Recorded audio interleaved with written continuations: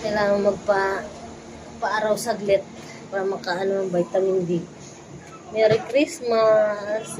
Talagang ngayong araw na ito ang talagang tunay na Pasko.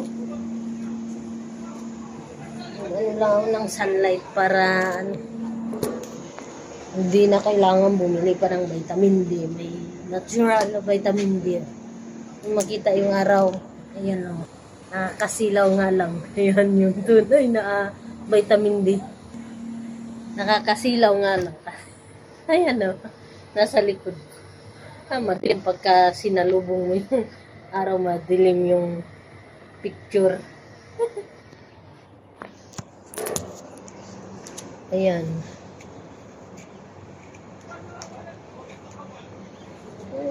Ba't pa bibili ng vitamin D? Vitamins, may natural, naman na. Pwedeng pagkuhanan ng vitamin D, libre pa.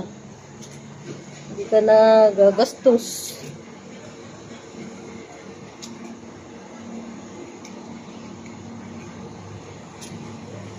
Ang araw na lang, matatapos na itong taong 2024. Sana naman maging mas maunlad yung buhay natin sa 2025. Nagpipray ko kay Lord na magkaroon ako ng another source of income bukod sa sahod. Mahirap kasi mag-budget pagka isa lang yung inaasahang income. Mahirap pagkasyahin sa daming binabayaran. Ano nga ako kung anong nag-iisip ko paano kumita ng additional source of income. Pero ayaw ko naman basta na lang mag-i-invest sa mga bagay na hindi ko naman alam at hindi ko kilala.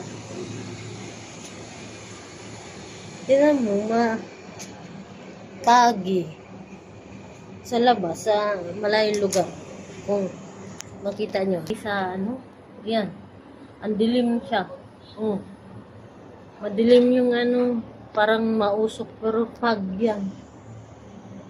Mainit naman, may araw, hindi siya init dito, pero pag titingnan mo sa labas, hindi siya malinaw, hindi kita masyado kasi ma-fog.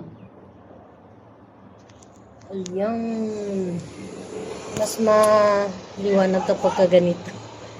Good morning.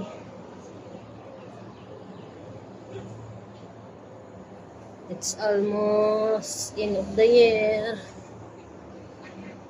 Only 7 days. 7 days ba? 6 days na lang. 25 na ngayon.